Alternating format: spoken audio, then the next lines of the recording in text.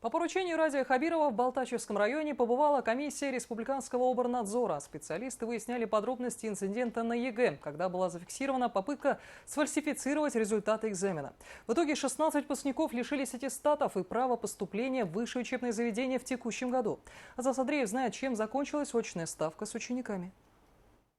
В Балтачевском РАНО до сих пор не могут прийти в себя после анонимного сообщения в Республиканский оборнадзор. Инцидент во время сдачи ЕГЭ уже стоил кресел 3 должностным лицам, в том числе и руководителю ведомства. До недавнего времени здесь находился рабочий кабинет начальника районного отдела образования. После инцидента во время единого государственного экзамена ей пришлось освободить занимаемую должность. Как видно, табличку с именем с двери уже сняли, а сама она закрыта на замок.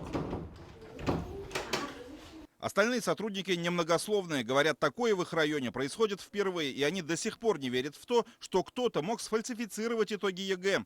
У выпускников была достаточная подготовка, чтобы сдать экзамены самостоятельно. У нас выпускники были готовы к сдаче единых государственных экзаменов. Мы в декабре месяце провели пробные экзамены по математике и русскому языку. Также в апреле месяце мы провели репетиционные единые государственные экзамены по математике, русскому языку и по предметам по выбору. Дети показали хорошие результаты. Чтобы расставить все точки над «и», в село Старобалтачево сегодня утром приехала специальная комиссия. Проводить съемку в зале, где должна была состояться очная встреча с учениками, учителями, родителями и наблюдателями, нам категорически запретили.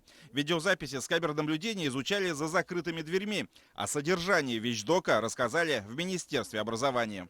Мы пересмотрели видео, и на самом деле прямо на кадрах видно, как взрослые организаторы либо подкладывают листочки, либо выносят, либо содействуют тому, чтобы дети нарушали порядок, вытаскивали справочные материалы, ну, так называемые шпаргалки, сотовые телефоны. А вот предположительно тот самый кабинет, где и проходил единый государственный экзамен. Здесь уже успели провести ремонт и вынести мебель, но о недавнем ЕГЭ до сих пор напоминают надписи на доске и номер аудитории. Гузель Султанова проработала в системе образования десятки лет и уже находится на пенсии. Ей пришлось возглавить Балтачевское РАНО после увольнения предыдущего руководителя.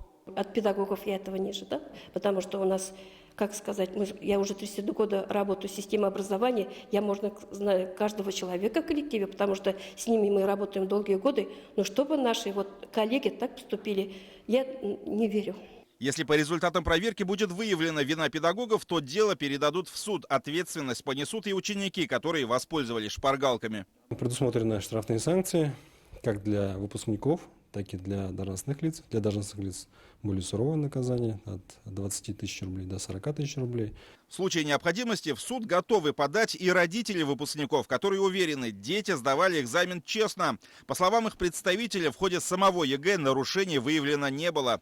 Будем обжаловать действия комиссии по аннулированию ЕГЭ в суде. И будем отстаивать права и интересы ребят, девчат, которые лишаются права поступать куда-то в этом году. Как бы то ни было, в ситуации в первую очередь пострадали дети, которые долгое время готовились к сдаче ЕГЭ, в том числе и с репетиторами. Пересдать экзамены выпускники смогут лишь осенью и продолжить учебу в колледже или техникуме. Обвинение в том, что они списывали, ученики отрицают. Азат Садриев, Булат Садриев и Артур Галеев. Новости. Балтачевский район.